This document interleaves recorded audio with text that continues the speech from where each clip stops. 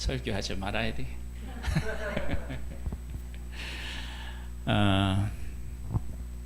하나님께서 우리 가운데 하시는 일이 겉으로 드러난 일이 있고, 진짜 하나님께서 우리에게 던지고 싶은 진짜 메시지가 있어요. 우리가 그 메시지를 읽어내야 하나님이 나를 얼마나 사랑하고 계시는지, 그리고 내가 앞으로 어떻게 살아가야 하는지를 밝히 알 수 있어요. 한번 볼까요? 6장에, 요한복음 6장에 보면 이렇게 나와 있어요. 그 후에 예수께서 디베라 갈릴리 바다 건너편으로 가시매 큰 무리가 따르니 이는 병자들에게 행하시는 표적을 보았음이로라. 38년 된 병자가 치료받는 모습을 보고, 우리가 따라야 할, 우리가 가까이 할 분은 저분이구나. 그리고 예수님에게 왔다고요. 수많은 사람이 왔어요. 그러니까 예수님께서 표적을 통해서 사실은 수많은 사람을 어떻게 해요? 부르셨다고도 볼 수 있어요. 부르셨다고. 우리도 이제 예수님의 부름을 받고 여기까지 왔는데요. 예수님이 그 사람들을 불렀는데, 그 사람들이 예수님을 바로 깨달아 알았느냐, 그런 것에서는 의문을 품을 수 있어요. 예수님께서 오늘 이 본문이 오병이어의 기적인데, 기적을 베푸시고 난 후에 어떻게 보리떡 5개 물고기 2마리로 5,000명이 먹고도 12방울이가 남았느냐. 저분은 선지자다. 저분을 우리가 왕으로 삼으면 우리 나라가 달라질 수 있겠구나, 이런 생각을 해서 왕으로 삼으려고 해요. 그때 예수님은 어떻게 해요? 다른 곳으로 가셨어요. 도망가시는 거예요. 즉, 예수님이 행하신 일을 보았지만 예수님이 어떤 분이신지는 제대로 알지 못했던 거예요. 그러니까 우리들의 삶이 왜 자꾸 이렇게 힘들어지기도 하고 하나님에 대한 이렇게 자꾸 의문이 생기느냐, 그러면 하나님이 우리들 가운데 하시는 그 은혜의 본질을 못 깨달아 알아서 그래요. 그러니까 그 본질적인 것들을 깨달아 알면 우리의 인생은 오늘 우리가 지금 찬양을 들은 것처럼 내 삶에 하나님의 은혜로 가득 찬 것들을 느끼게 돼요. 그런데 겉으로 드러난 것만 보면 어느 때는 하나님이 나를 위하시는 것 같기도 하고, 어느 때는 어떻게 해요? 나를 돌보시지 않는 것 같고, 이런 혼란이 우리에게 온다고요. 이스라엘 백성들을 하나님께서 애굽에서 이렇게 구원해 내실 때 다른 건 다 그만두고요, 마지막에 애굽의 장자를 치실 때 이스라엘 백성들은 치지 않으시고 살리셨어요. 무엇으로요? 피를 통해서 살리셨어요. 그러면서 하나님은 그렇게 하신 일을 대대로 반복해서 말씀하셔요. 뭐라고 말씀하셔요? 내가 애굽에 있을 때, 장자를 칠 때 너희를 치지 않고 너희들을 살려주었다. 그러면서 뭐라고 하셔요? 너희들은 내 거다. 너희들은 내 거다. 그렇게 말씀하시는 그 근거를 어디에 두느냐면, 마지막에 장자를 치실 때 이스라엘 백성을 안 치셨다는 거예요. 거기에 근거를 두고 너희들은 내 거라고 자꾸 반복해서 말씀하셔요. 그러면 이 이야기를 통해서 우리가 알 수 있는 것은 뭐냐면, 마지막 재앙을 내리실 때, 애굽의 장자를 다 치실 때 하나님께서 이스라엘 백성을 그 양의 피로 죽지 않게 하실 때 너희들은 내 걸로 내가 도장 찍었어, 그 얘기였다고요. 그러면 하나님께서 이 이야기를 그때 당시에는 하지 않으셨지만 계속해서 반복적으로 그 말씀을 하셨어요. 출애굽 과정에도 그 말씀을 하셔요. 너희들은 내 거다. 그리고 모세와 아론을 보낼 때도 뭐라고 하셔요? 내 백성이 나를 섬길 것이니라 그래요. 그러니까 내가 너희들을 찾아와서 너희들을 구원하는 것은 너희들이 나를 섬기게 하기 위함이다. 그걸 말씀하셔요. 그러니까 이스라엘 백성들이 출애굽 과정에서 우리들은 하나님에게 속한 사람으로 하나님을 예배하는 존재로 하나님이 우리를 삼으시려고 하는구나 라고 하는 가장 중요한 메시지를 읽었더라면 이스라엘 백성들의 광야의 삶은 달라졌을 거예요. 근데 그걸 못 읽어내는 거예요. 그 다음에 홍해를 건너는 그 사건을 나중에 하나님이 뭐라고 해석해서 우리에게 알려주시느냐면 세례를 받았다. 세례를 받았다. 그러니까 애굽에서의 삶은 죽고 하나님의 백성으로 너희들이 다시 태어났다. 그런 의미로 홍해를 건너요. 근데 그 홍해를 건너고 찬양한 후에 그 의미를 금방 깨달아 알지 못하니까 금방 원망으로 바뀌는 거예요. 우리가 지금 그 38년 된 병자를 요한복음 5장에서 우리가 지금 말씀 묵상했는데요. 베데스다 못은 단순히 천사가 가끔 와서 물이 동할 때 먼저 들어가는 사람이 어떤 병에 걸렸든지 낫는다라고 할 때 제한적인 은혜가 아니라고 그랬어요. 그 하나님께서 그렇게 은혜를 하나님의 백성들에게 베푸시는 것은 하나님께서 어떻게 해요? 아무런 조건 없이 너희들을 품고 너희들의 죄를 용서해서 새로운 인생을 살게 하고자 하는 마음이 나에게 있다라고 하는 것을 어떻게 해요? 그 우물 베데스다 연못을 통해서 하나님의 백성들에게 말씀하셨다고. 그래서 제일 먼저 들어가는 한 사람을 고친 것이 아니라 하나님은 그 베데스다를 못을 통해서 이스라엘 전체 하나님의 백성을 불러서 그들에게 말씀하셨다는 거예요. 그것을 읽어냈어야 된다고요. 우리가 이제 성경을 보면 가끔 시험 받을 만한 말씀들이 있어요. 그 중에 하나가 이런 거예요. 솔로몬에게 하나님이 무엇을 주셔요? 지혜를 주시잖아요. 지혜를 주셨다고 하면 얼마나 좋아요. 근데 하나님은 거기다 꼭 붙여요. 뭐라고 붙여요? 솔로몬과 같은 지혜를 가진 사람은 전에도 없었고 후에도 없었더라 그래요. 꼭 그렇게 해야 돼요? 그러면은 솔로몬만한 사람이 없는 거 아니에요.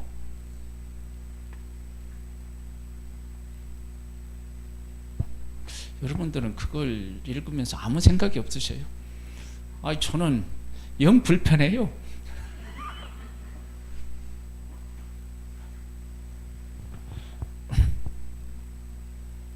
그러면 하나님께서 솔로몬에게 전에도 없었고 후에도 없는 그런 지혜를 주신다. 그러면 하나님이 사랑하실 때 우리를 어떻게 사랑하시느냐? 그러면 하나님은 온 인류 모든 사람이 하나님께서 만든 사람이잖아요. 하나님 직접 만들었어요. 그런데 한 사람을 찾아가셔서 그 사람을 사랑하시고 인도하실 때는 어떻게 하셔요? 그 사람밖에 없는 것처럼 하신다.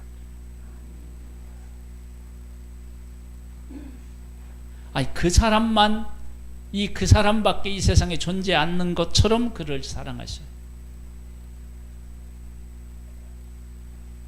그러면 하나님의 사랑을 우리가 깨달아 알면요, 이런 마음이 우리들 가운데 들어요. 이 세상에서 내가 제일 행복한 사람이다. 내가 제일 복받은 사람이다.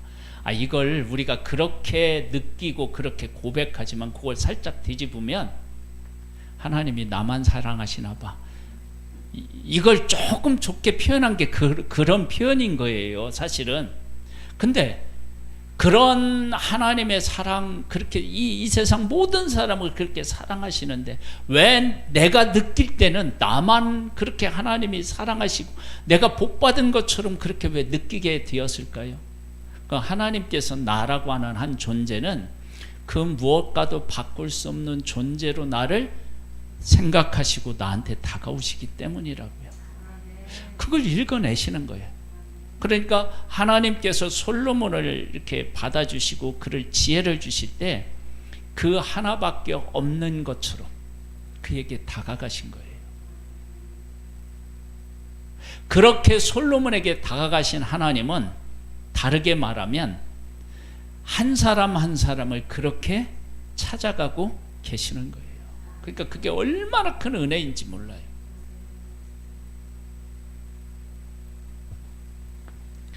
자, 보세요. 예수님이 기적을 베풀었어요. 기적을 보고 많은 사람이 왔어요. 그러니까 예수님이 기적을 베푸신 것은 많은 사람을 부르신다는 목적이 있어요. 그런 의미가 있어요. 왜? 그것을 보고 왔으니까. 그런데 그게 전부가 아닌 거예요. 그 본질의 내용을 파악해야 되는데 베데스다 못은 어떻게 해요? 하나님께서 하나님 백성 전체에게 하시는 메시지가 있었다고 해서 그 메시지를 읽었어야 되는데 병이 나은 것을 보고 예수님을 찾는 거예요. 제대로 읽어내지 못한 거예요. 여러분, 하나님이 나를 위해서 하신 일이 있다고요. 어떤 사람은 병을 하나님께서 치료해 주시기도 하고 어떤 사람에게는 경제적으로 하나님께서 역사하시기도 하고요. 그런 일들을 하나님이 하셔요. 그러면 하나님이 병을 낫게 해주신 것은 낫게 해주신 거예요. 그런데 그 낫게 해주시는 것이 전부냐? 그렇게 말할 수가 없어요. 거기에는 하나님께서 나의 병을 고쳐주신 진짜 이유와 목적이 있잖아요. 제가 지금 치과에 지금 다니고 있어요. 치과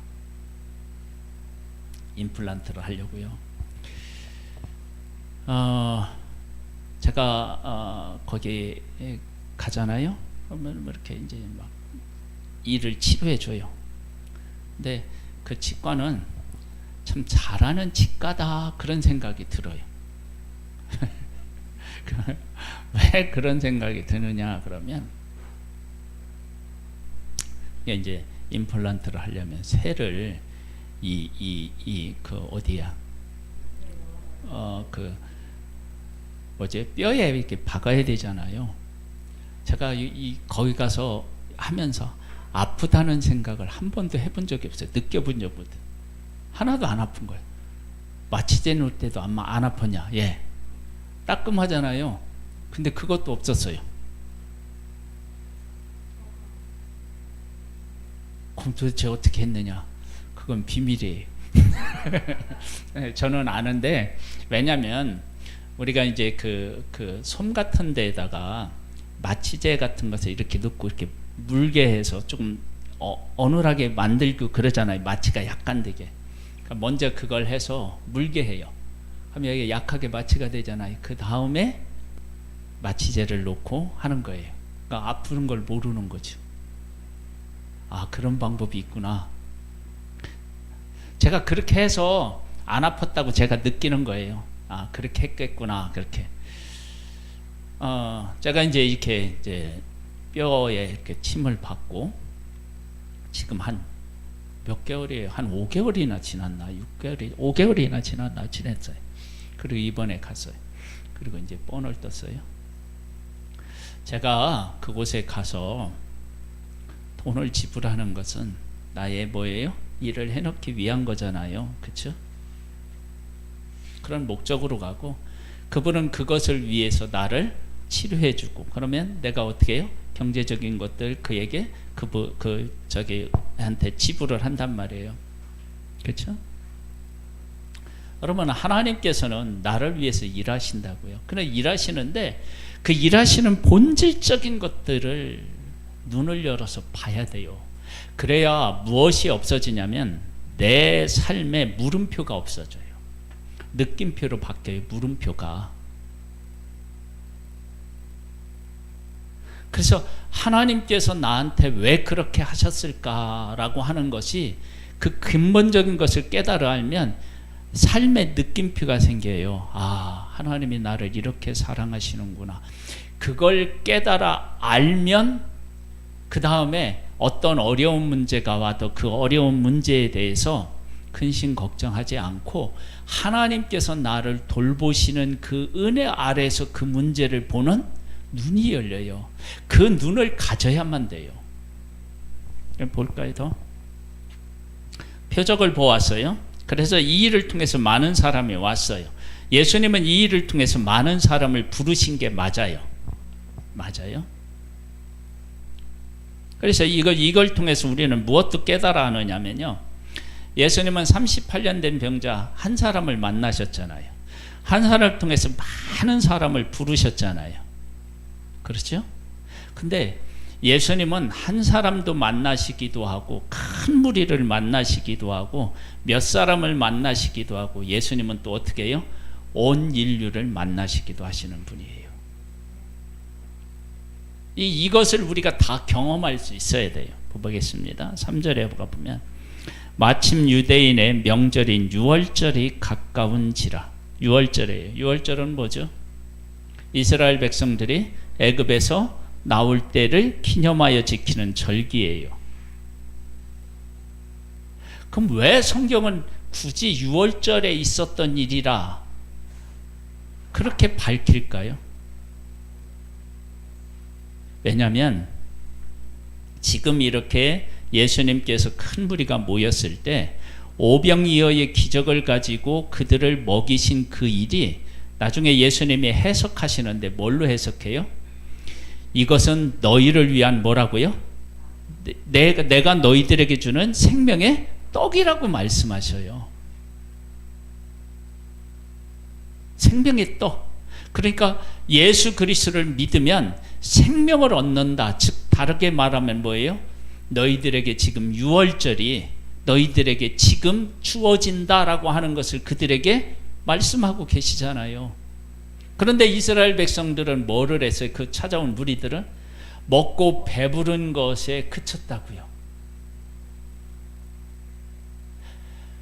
수많은 그리스도인이, 저를 비롯한 수많은 그리스도인들이 왜 자꾸 인생이 꼬이고 아프고 힘들고 그렇다고 여겨지느냐면 이 본질적인 예수님을 못 만나서 그래요. 그래서 이 예수님을 사람들은 계속 쫓아다녀요. 예수님을 만나고 또 만나고 또 만나요. 여러분, 예수님을 자주 만나는 건 좋지요. 그러나 예수님을 그렇게 따라다니며 만나지 못하더라도, 않는다 할지라도 예수님이 어떤 분이신지를 내가 분명히 알면 내 삶의 현장에서 그 예수님과 동행하고 그 예수님과 함께 살아갈 수가 있다고요. 유월절이에요. 그런 의미를 담고 있어요. 5절에 보면 예수께서 눈을 들어 큰 무리가 자기에게 오는 것을 보시고 빌립에게 이르시되 우리가 어디서 떡을 사서 이 사람들이 다를 먹이겠느냐 하시니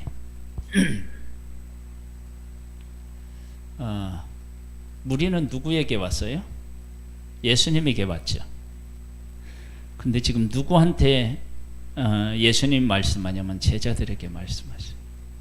여러분, 예수님에게 오는 무리가 예수님에게만 해당되는 무리가 아니고 누구에게도요? 우리에게도. 그러니까 예수님이 책임져야 할 사람들이지만 예수님만 책임져야 할 사람들이 아니라 누가요? 우리가 책임져야 할 사람들인 거예요. 그러면 이 이야기는 엄청난 이야기예요, 사실은. 왜냐하면 예수님이 책임져야 할 사람을 누구에게 맡긴 거예요? 우리에게 맡긴 거니까요.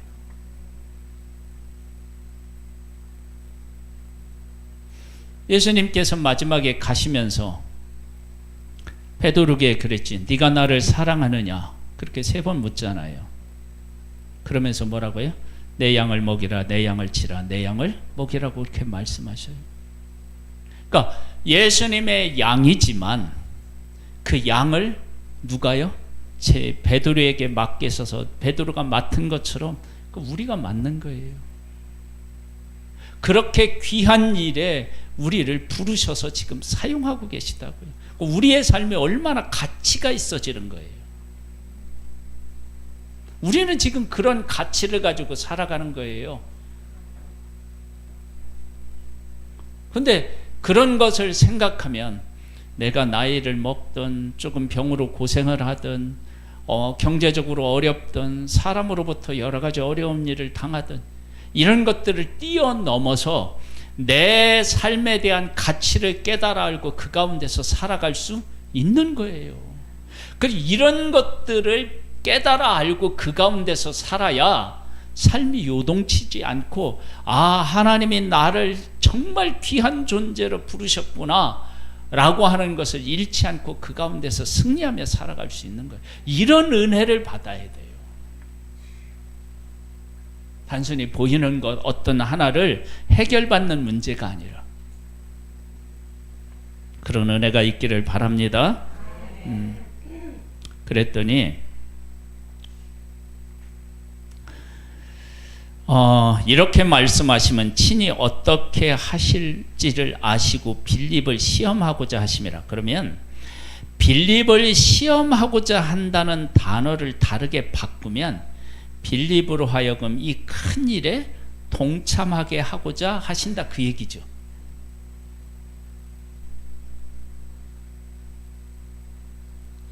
하나님의 하시는 일에 내가 함께 할 수 있다. 이게 얼마나 귀한 일이에요.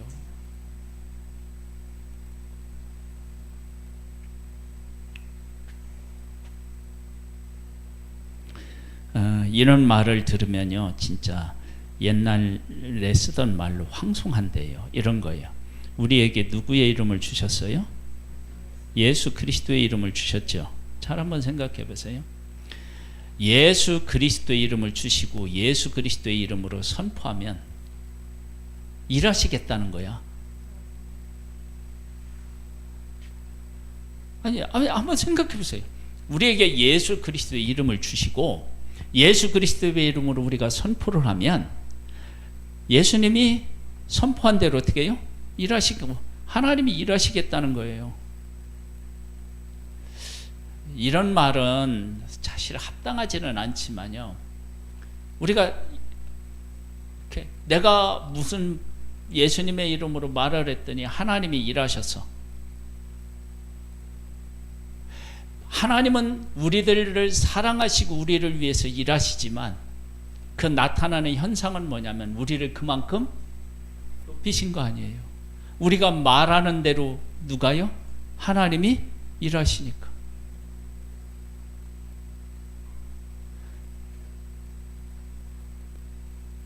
우리를 그런 귀한 자리에 우리를 앉혀놓으시고 우리를 그렇게 귀한 존재로 하나님이 우리를 사용하시는 거예요.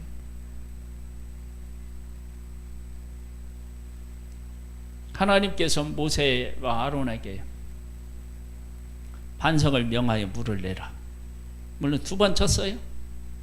하라고 한 대로 했는데 불순종한 모습까지도 나타냈는데 하나님은 어떻게 해요?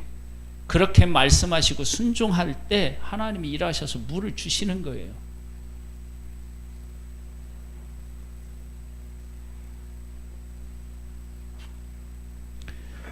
지금 내 삶을 한번 잘 들여다보세요. 하나님께서 나를 위해서 일하실 때 왜 일하셨나?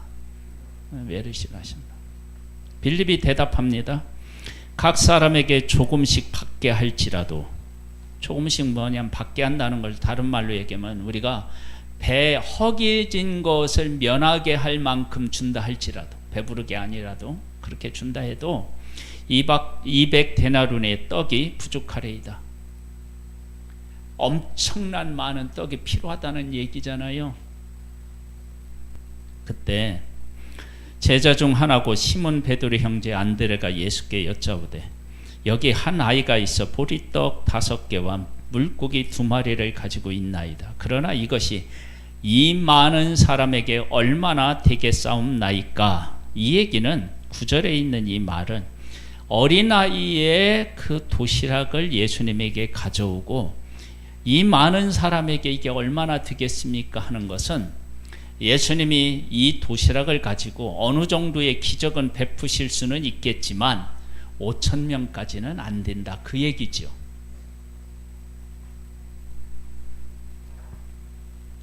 이게 예수님을 제대로 어떻게 해요? 모른 거예요.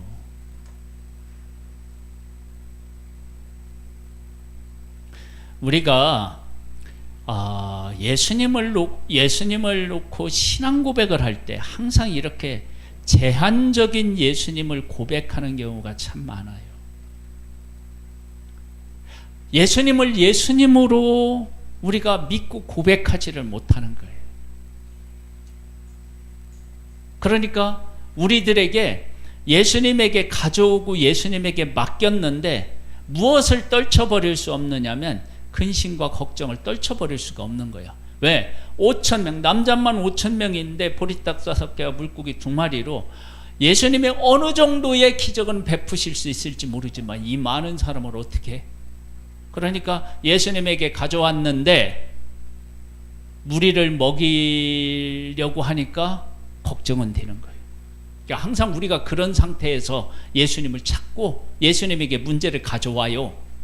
그래서 우리는 예수님에게 문제를 가져가고 무엇은 그냥 내가 가지고 있느냐면 걱정은 그냥 가지고 있는 거예요. 왜 그러느냐? 예수님을 예수님으로 바르게 이해하고 그분을 믿지 못하기 때문에, 그분이 어떤 분이신지를 모르기 때문에 그런 거예요. 지금 내 삶에 하나님 앞에 막 기도하고 맡기면서도 막 근심과 걱정이 막 계속 나를 따라와, 막 그림자처럼.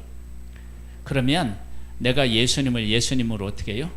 제대로 알지 못하고 그분에게 내가 나의 것을 제대로 맡기지 못하는 거예요. 그러니까 얼마나 되겠습니까? 이걸 가지고.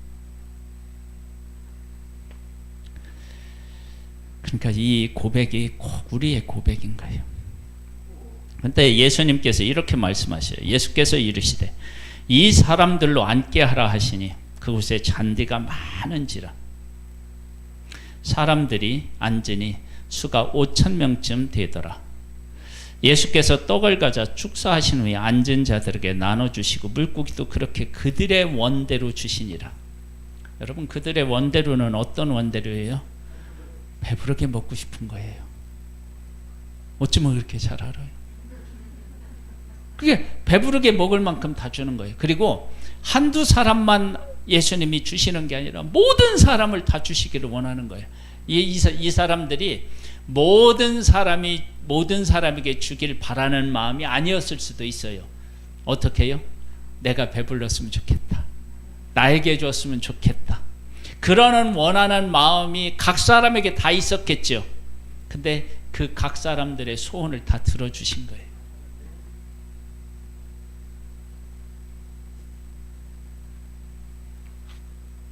예수님은 내 소원을 들어줬다고 우리 성도님들의 소원을 들어주지 못할 만큼 가난하거나 능력이 약한 분이 아니신 거예요. 모든 사람을 배불리 먹이시는 분, 모든 사람의 소원을 들어주실 수 있는 분, 그분이 바로 예수님이셔요.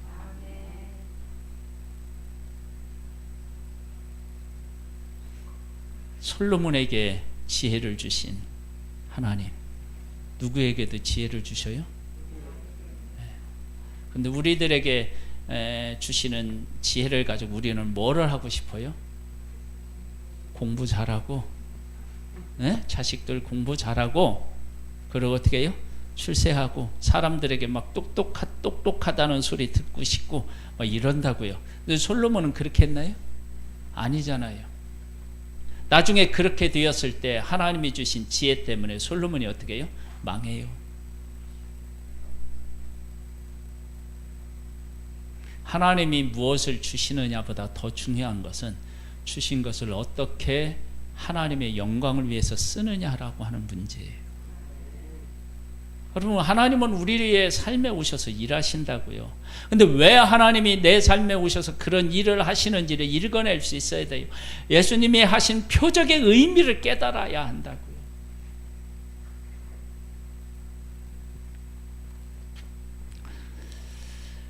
주셨어요?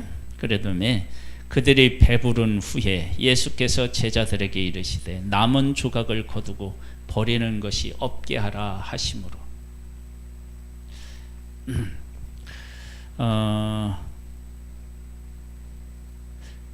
제 그 어떤 성향이었다면 예수님이 베푸신 그 오병이어의 기적, 생선은 비린내 나니까 좀 그렇고 떡은 이렇게 먹고 이렇게 챙겨가지고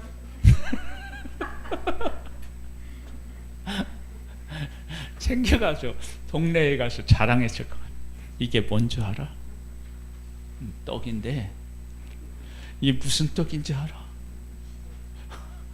기적의 떡이요. 근데 예수님이 그 남은 걸 다 거두신 거예요. 왜냐하면 떡이 중요한 게 아니잖아요. 예수님이 생명의 떡인 것을 아는 게 중요하잖아요.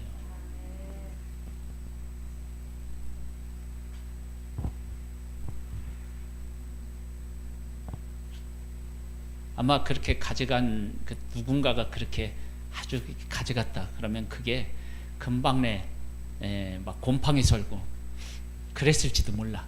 만나가 그랬잖아요. 왜냐하면 예수님이 그걸 남겨가지고 자랑하기 위해서 만든 게 먹이신 게 아니고 그들을 불쌍히 여기신 건 보이는 것이고요. 더 중요한 것은 예수님의 생명의 떡이니까 예수님을 만나고 믿으면 너희들에게 생명이 주어진다라고 하는 것을 알게 하기 위해. 이에 거두니 보리떡 5개로 먹고 남은 조각이 12바구니에 찼더라.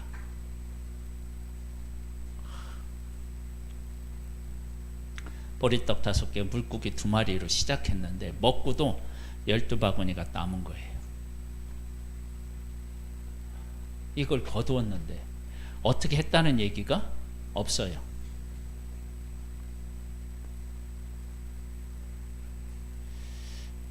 여러분들이 고고학자면 이거 찾아 나설 거예요?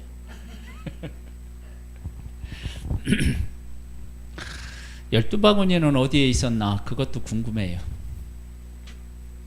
사람들이 이렇게 모였는데 바구니는 어디서 났나? 누군가가 일하다가 가져왔나? 별걸 다 생각해. 그 사람들이 예수께서 행하신 이 표적을 보고 말하되 이는 참으로 세상에 오실 그 선지자라 하더라. 예수님을 다르게 보는 거예요. 예수님 처음 찾았을 때와 다른 예수님을 만나는 거예요. 그런데 아직도 예수님을 예수님으로는 제대로 못 만난 거예요. 우리가 그렇게 예수님을 조금씩 알아가면서 믿음이 성장하는 거예요. 우리가 한꺼번에 믿음이 자랄 수가 없어요. 그렇게 예수님은 나를 또 찾아오셔서 나를 깨우치고 이런 분이셨구나 이런 분이셨구나 그렇게 우리를 깨우치셔서 예수님에게 좀 더 다가갈 수 있게. 그러므로 예수께서 그들이 와서 자기를 억지로 붙들어 임금으로 삼으려는 줄 아시고 다시 혼자 산으로 떠나가시니라.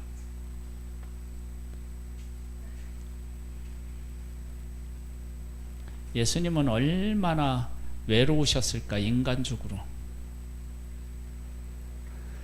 예수님은 일을 하시는데 일하실 때마다 사람들은 오해하는 거예요. 예수님을.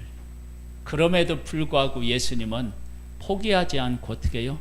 사람들을 찾아가서 다시 일하시고 다시 일하셔서 예수님이 어떤 분이신지를 자꾸 가르쳐 주는 거예요. 그런데도 제자들마저도 예수님을 제대로 깨닫지 못했던 거예요. 그러니까 예수님이 십자가를 지실 때 다 부인하고 도망가는 거예요. 교회에도 많은 성도님들이 이렇게 함께 예배를 드리지만 예수 그리스도가 어떤 분이신지를 알지 못하면 어떤 일들을 통해서 교회를 떠날 수도 있습니다. 그래서 우리가 예수님을 예수님으로 바르게 아는 것이 너무나 중요합니다. 예수님을 바르게 알면 제자들이 나중에 이렇게 고백해요. 우리를 예수 그리스도의 복음을 전하는 자로 합당하게 여겨주셨다는 것에 감사하면서 그들이 뭐를 해요? 복음을 전해요. 그들이 그때 핍박을 안 당했나요? 아니요. 죽을 위험의 고비에 있었을 때에도 우리를 통해서 이 생명의 복음을 전하다니, 그런 자들로 우리를 삼아주셨다니 너무 감사하다, 그렇게 한다고요. 뭐를 알았을 때? 예수님이 어떤 분이신지를 알았을 때 그런 현상들이 일어났어요. 복음을 전하라고 그러면 나는 못해요 그러는데, 진짜 복음을 깨달아 아는 사람은 복음을 전하면서 핍박받으면서도 내가 이 생명의 복음을 전하다니, 그런 고백을 하게 되어 있다고요. 그 사람이 예수님을 제대로 만난 거예요. 우리 성도님들이 왜 복음의 전달자로 이 세상을 살아야 되느냐? 그러면 예수님을 만나면 그 일을 하지 않으면 안 되니까, 그걸 아는 거예요. 교회를 위해서 우리가 애를 쓰고 힘쓰자. 그런 것은 하나님을 우리가 제대로 만나고 사랑하게 되면 교회를 어떻게 해요? 사랑하고 교회를 위해서 일하게 되어 있다고요.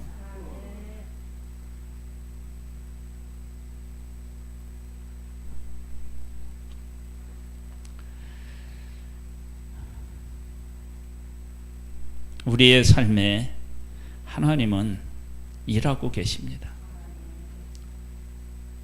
그렇게 일하시는 그 하나님을 우리가 어떻게 해요? 어떤 일을 통해서 자꾸 읽어내야 되고, 뭐를? 하나님의 마음과 의도를. 그러면 우리의 삶은 물음표가 지워지고 느낌표가 생길 거예요. 그렇게 하나님을 삶에서 느끼고 고백하면서 복된 삶을 살아내는 그런 우리 성도님들이 다 되시기를 주님의 이름으로 축복합니다.